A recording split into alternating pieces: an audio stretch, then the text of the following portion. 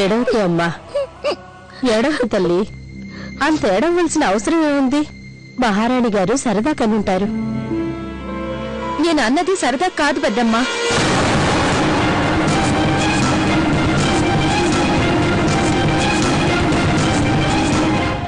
నేను నీతో ఏ వేళకోళం ఆడలేదు గంగా. ఈ లక్ష్మీబాయి నిన్ను రాణిని చేయదలిచింది, ఝాన్సీ రాజ్యానికి రాణి. ఎవరైనా వింటే ఏమనుకుంటారు? అదేంటి మహారాణి దేవి, మహారాజు గారితో పెళ్ళ? అలా అనుకోవడం కూడా మహాపాపం. మీరే ఝాన్సీకి వారసుని కనగలరు.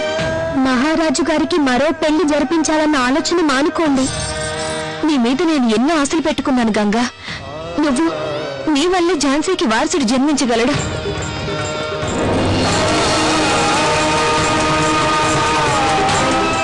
దయచేసి నా మాట మన్నించు.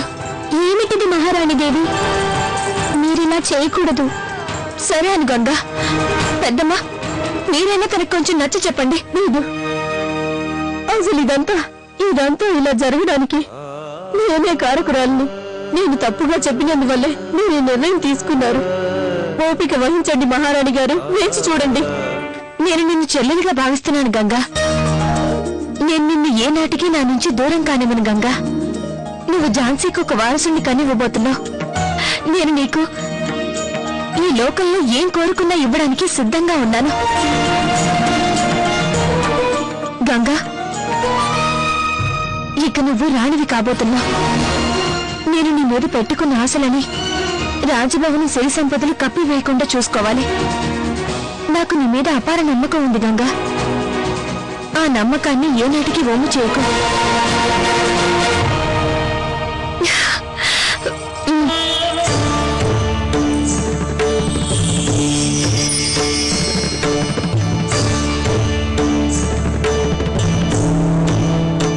ఈ చీర నీకు ఎంత చక్కగా నప్పిందో చూడు. ఎంత అందంగా ఉంటుంది. నీకు నచ్చింది కదా?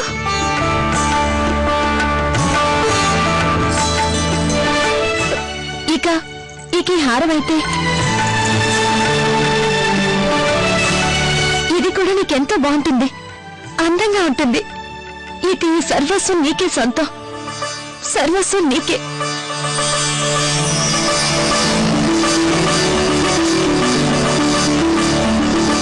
నేను మహారాజు గారి రెండో పెళ్లికి గాను అమ్మాయిని వెతుకుతున్న సంగతి మీకు తెలుసు. ఇప్పుడు నా అన్వేషణ పూర్తయిపోయింది. ఇప్పుడు ఈ రాజ్యానికి కాబోయే రెండో రాణి నిశ్చయమైపోయింది. తన పేరు గంగా. అలాగే ఈ వివాహం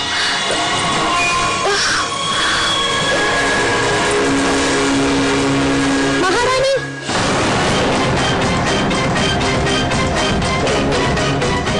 మహారాణి మహారాణి మను, దారి దారి దారివ్వండి, తప్పుకో. మహారాణి గారు, ఇవ్వండి, సేనాగారానికి తీసుకురండి.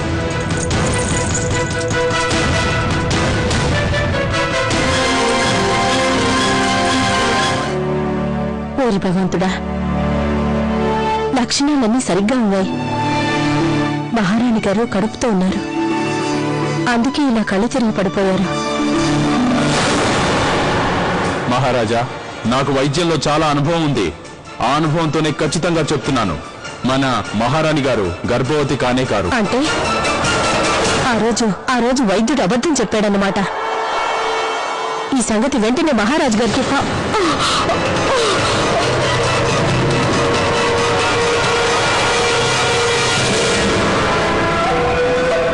నువ్వు పరీక్షించి చెప్పింది అక్షరాల నిజమే.